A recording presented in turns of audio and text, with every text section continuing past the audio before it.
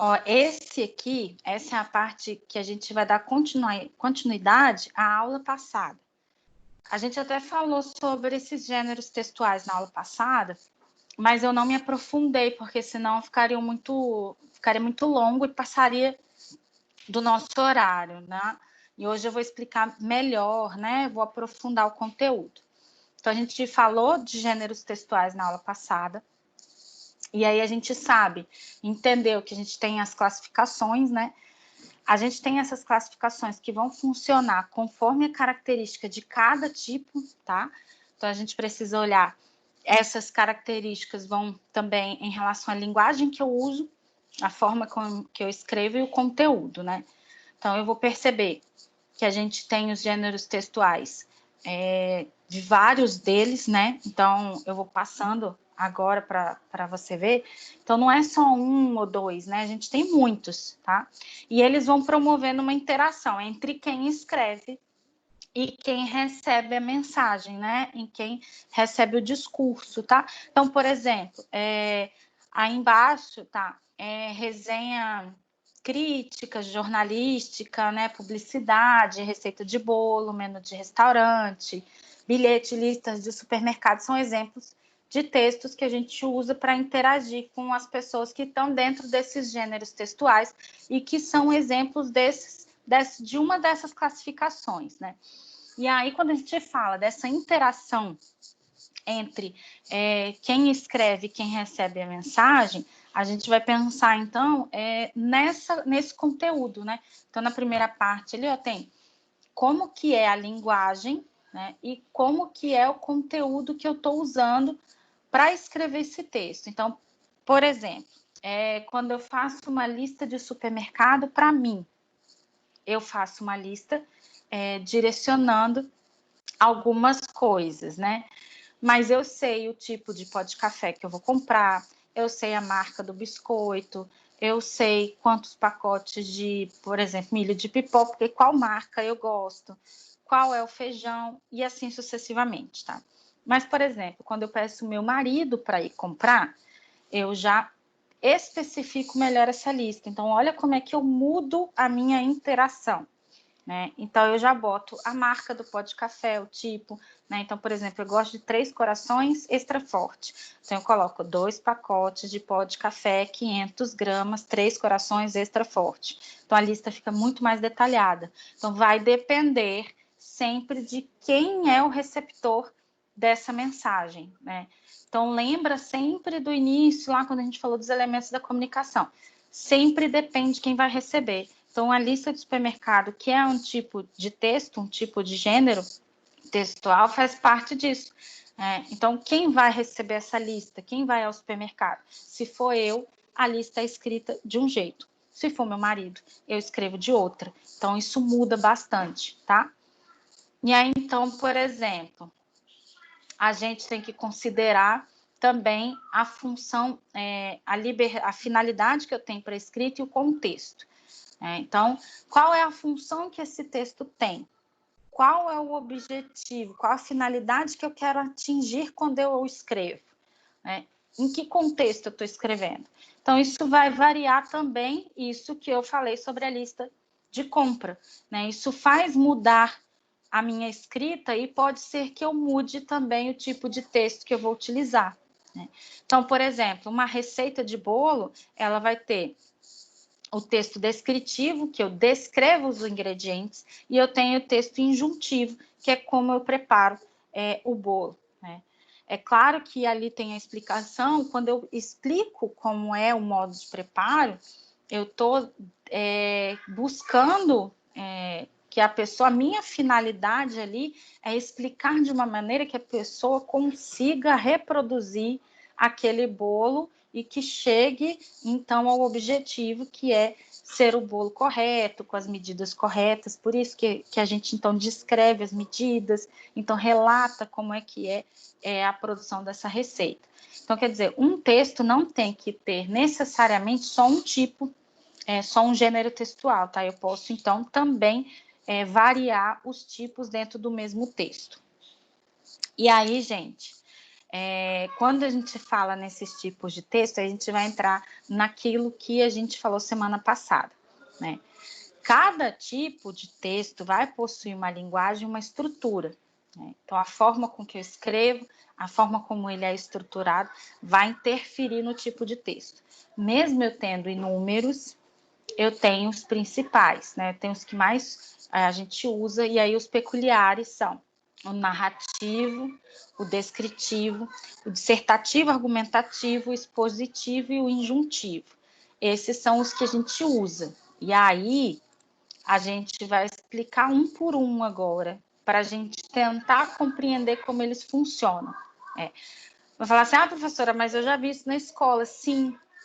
E aí a gente vai falar assim, o texto narrativo, ele já está dizendo, é uma narração, eu vou relatar, né? Então, os textos narrativos apresentam ações de personagem no tempo e no espaço. E aí, olha a estrutura, como é que cada texto tem um tipo de estrutura.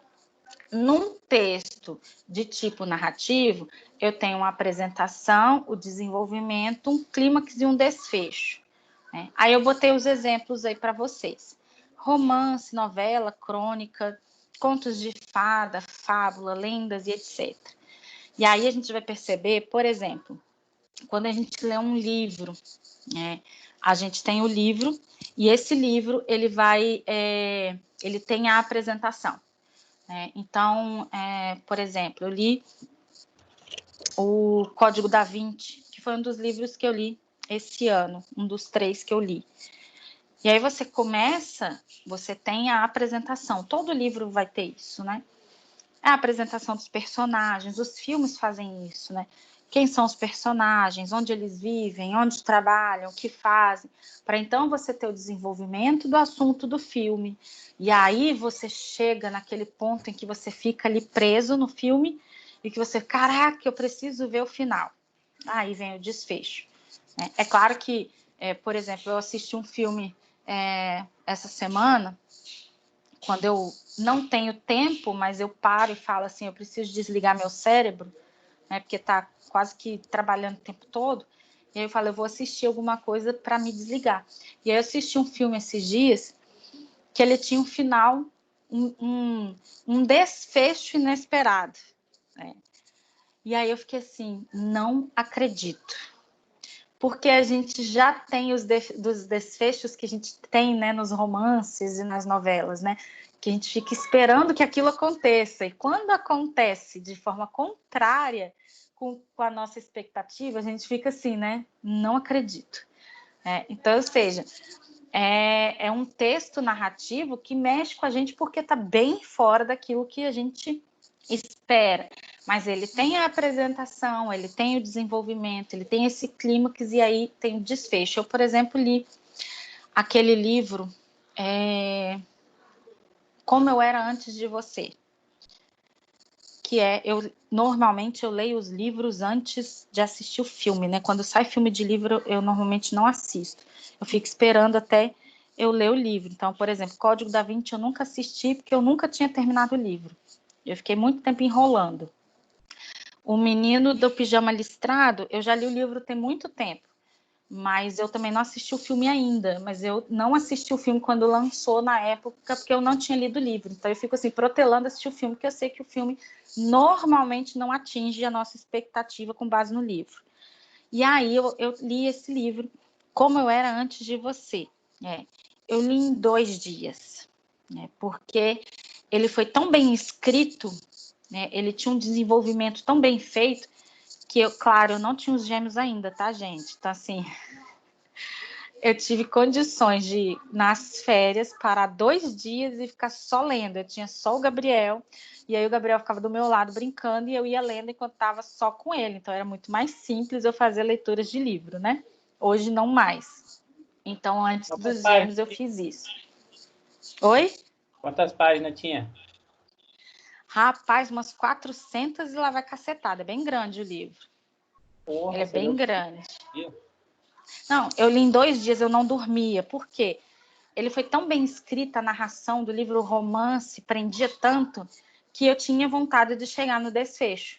Então, assim, a gente precisa prestar atenção nessas construções, em como é essa estrutura do texto para a gente saber escrever. Então, sempre que eu for escrever um texto, que eu pensar assim, hoje eu quero fazer uma crônica, eu preciso olhar essa estrutura, né? Eu preciso ter uma apresentação, eu preciso ter um desenvolvimento, eu preciso ter um clímax e eu tenho um desfecho, né? Então, eu tenho que observar isso, tá? E aí, então, o texto descritivo já é um pouco diferente, né? Eles vão se ocupar, então, de relatar e expor determinada pessoa, objeto, lugar, acontecimento, seja histórico ou não. E aí a gente tem um texto que está cheio de adjetivo, que vão descrever ou apresentar imagens que vão a partir da percepção que quem escreveu tem, né? E aí, gente, que é engraçado, por exemplo, dentro desses gêneros textuais de tipo descritivo, eu tenho diário, eu tenho relato, a biografia e autobiografia. Eu tenho as notícias, currículo, a lista de compra que eu falei lá atrás, o cardápio, os anúncios de classificado. Então, é uma descrição, né? Então, por exemplo, no diário eu descrevo como foi meu dia, por exemplo, ou uma discussão que eu tive, ou algo que me deixou triste, então vou lá e descrevo aquilo. Mesmo que seja para mim, o receptor, eu sou a emissora da mensagem, e mesmo que o receptor seja eu preciso olhar a estrutura, né?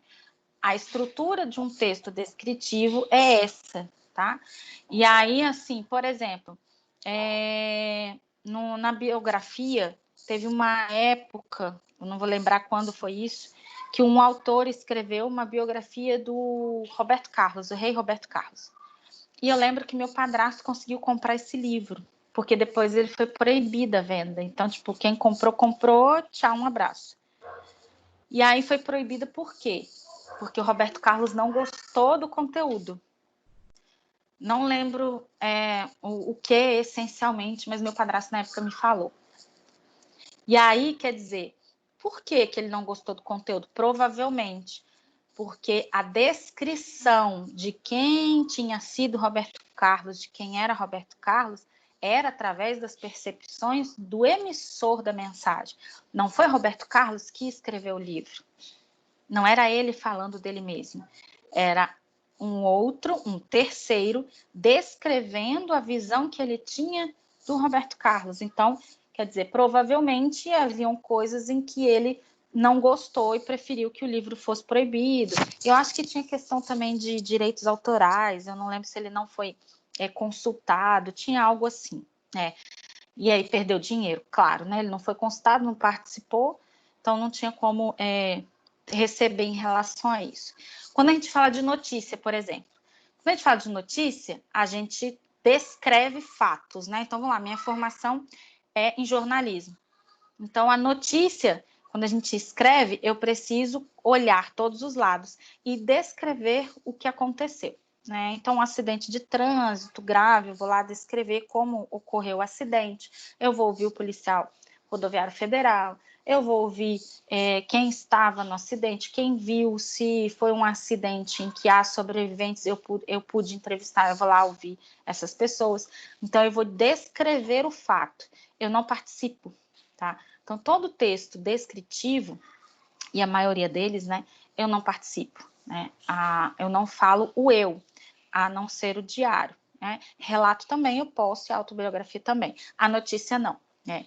A notícia é um relato de um acontecimento que eu escrevo sem que eu fale eu, né? Eu acho, eu penso, né? Então, é uma descrição de um fato. E aí, por exemplo, desse exemplo também na outra aula, de notícia, né? Então, assim, como é importante quando a gente descreve os fatos corretamente, que aí a finalidade de um texto jornalístico, por exemplo, é informar. Então, eu preciso olhar todos esses dados para informar ao leitor sobre aquilo que está acontecendo, né? E aí eu lembro daquela notícia que teve sobre o pastor que matou os filhos ali em Linhares.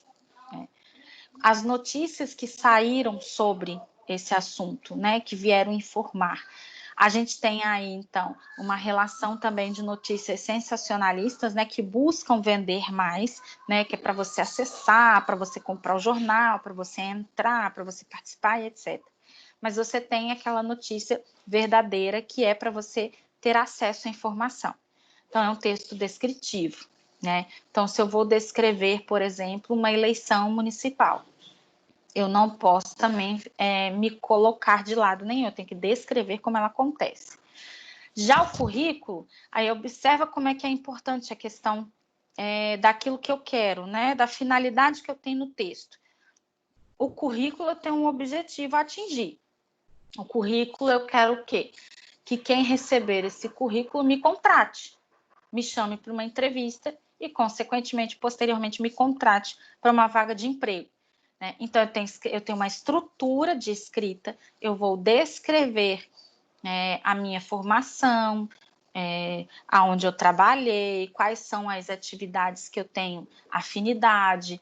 Então, eu descrevo isso de uma forma, na estrutura que a gente utiliza para dentro deste tipo de texto, para que o empregador, na hora que ele olha, ele fala assim, poxa, eu vou chamar o Matheus aqui, o Gessé, para fazer essa entrevista. Por quê? Porque o currículo está escrito de uma maneira correta, né? Está atingindo seus objetivos. E assim sucessivamente, tá, gente? Tomara que o Cada meu tipo esteja, de então. texto. Ah, isso aí. Cada tipo de texto, é isso que a gente tem que pensar, sempre. Sempre cada tipo de texto, a gente precisa se preocupar com qual estrutura ele é formado. E qual é a finalidade, qual função que ele tem, né?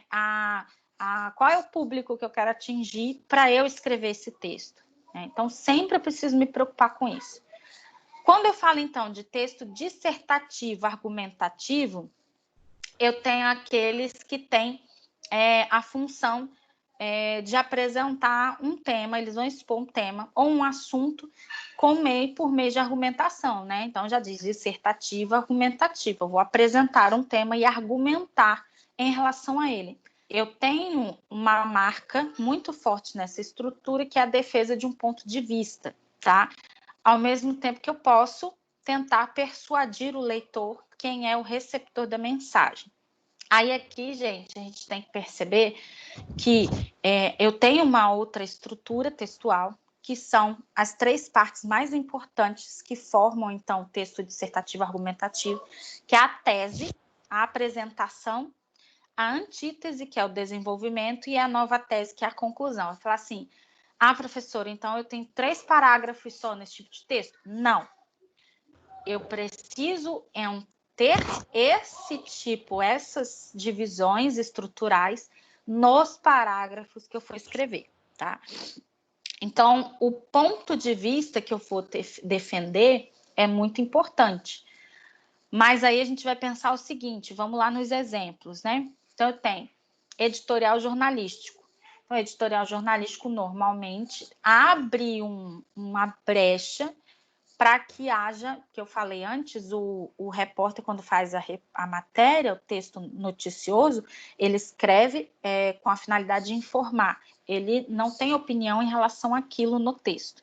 O editorial jornalístico já permite que, quando eu escreva, eu coloque uma certa argumentação, porque eu estou defendendo um ponto de vista que a empresa tem, que o repórter tem em relação a determinado tema. A carta de opinião pode ser, por exemplo, eu vi uma matéria, uma revista, e aí ou eu compactuo com aquela notícia, com aquela informação, ou eu sou contrário e eu escrevo, então, a minha opinião e envio para a editora. A resenha, vocês estão fazendo a resenha sobre o livro que foi indicado a vocês para o seminário interdisciplinar. Então, ou seja, a resenha, vocês vão, de certa forma, descrever quem é o autor. Olha como é que mistura, né? Vocês não têm só um texto. Vocês vão descrever como é o autor, quais são as obras dele, quem ele era, né? E aí vocês vão falar sobre o livro. Em alguns momentos, vocês podem defender o ponto de vista do autor, né? Ou de vocês. Então, percebe? Eu posso fazer uma resenha, por exemplo, de um texto que eu vou ler e eu argumentar defender o meu ponto de vista em relação ao texto. O artigo científico, por exemplo, que é diferente do artigo de opinião, né?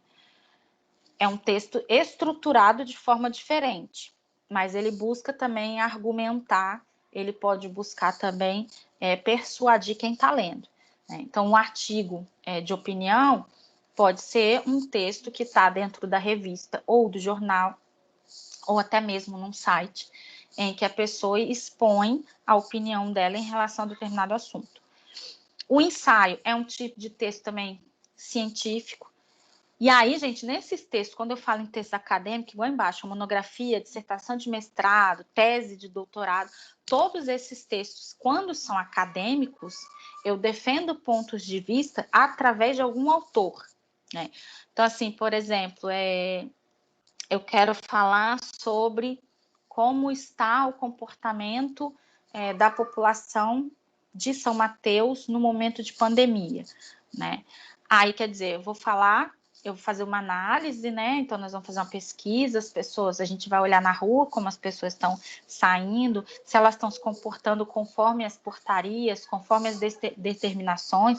Eu vejo um monte de gente sem máscara, né? Tá determinado que a gente tem que usar máscara, que é para proteger. O que incomoda demais. É chato, é pra caramba. No calor, então, ninguém merece. Sai no sol quente, eu preciso ir no supermercado, tem que sair no sol de máscara. Porém, é uma determinação. E aí tem muita gente que está andando sem ainda, tranquilamente. Aqui em São Mateus, está despreocupado. Pois é, e aí só está aumentando os casos, né? Mas tudo bem, Deus abençoe a gente. Aí quando a gente vai, então, pensar num artigo científico, eu posso escrever um texto, por exemplo, sobre esse fato com a minha opinião e botar num site meu, num blog, né? Numa rede social. Não há problema nenhum em relação a isso. Mas se eu falar sobre isso num texto acadêmico, num artigo científico, eu preciso defender o meu ponto de vista em relação a esse comportamento através de autores que estão dizendo aquilo que eu penso. Então, eu vou buscar, eu vou ler autores que falem daquilo que eu estou querendo falar, né? Então, nunca é eu, é sempre alguém, tá? E aí, a gente tem o texto expositivo, né? Eles vêm, então, com a função de expor mesmo determinada ideia. E aí, a gente tem os recursos, que são a definição, conceituação, informação, descrição e comparação, né? Nesses exemplos de textos expositivos, né, eu botei lá para vocês. A gente tem os seminários, a gente tem as palestras, as conferências, as entrevistas, alguns trabalhos acadêmicos, enciclopédia, verbetes, dicionários, né? Então, quando eu pego, por exemplo, um dicionário e eu quero analisar uma palavra, quer dizer, ele está expondo, né, como que aquela palavra é. A definição, como ela é usada, né, e etc. A enciclopédia, eu lembro quando eu era criança, a gente usava a enciclopédia para fazer pesquisa, né? Então, ou seja, é um tipo de exposição em relação a uma ideia, né? A gente procurava na enciclopédia as respostas daquilo que a gente precisava naquele momento. E aí, por exemplo, a gente, seminário.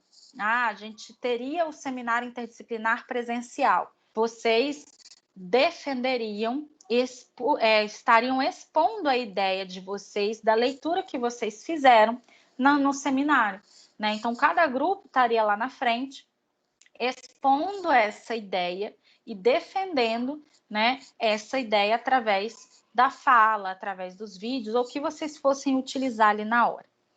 E então, os seminários que a gente vai também, as palestras e conferências, né? As pessoas vão lá e falam sobre determinado assunto, expõem determinado assunto, determinada ideia, e a gente, então, tem essa estrutura no texto expositivo, tá?